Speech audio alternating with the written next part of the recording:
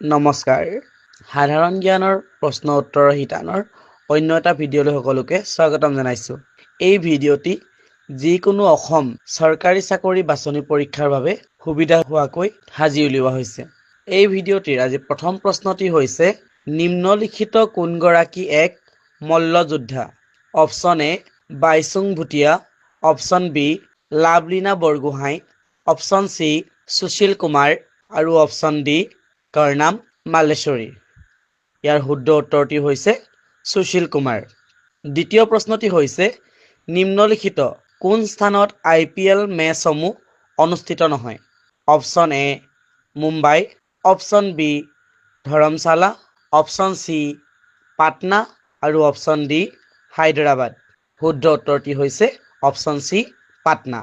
তৃতীয় প্ৰশ্নটি হৈছে অলিম্পিকৰ পতাকাখনত নিম্নলিখিত কোনটো বৰণ দেখা নাযায়, অৰ্থাৎ কোনটো ৰং দেখা নাযায় বুলি সুধিছে। অপশ্যন এ সেউজীয়া, অপশ্যন বি হালধীয়া, অপশ্যন চি হুমথিৰা আৰু অপশ্যন ডি কলা। ইয়াৰে শুদ্ধ উত্তৰটি হৈছে অপশ্যন চি হুমথিৰা, অৰ্থাৎ অৰেঞ্জ কালাৰটো। চতুৰ্থ প্ৰশ্নটি হৈছে টাইকোৱাণ্ডো নামৰ সমৰ কলাটোৰ উৎপত্তি কোন দেশত হৈছিল? Option A Thailand, option B চীন, অপশ্যন চি কোৰিয়া আৰু অপশ্যন ডি ভিয়েটনাম।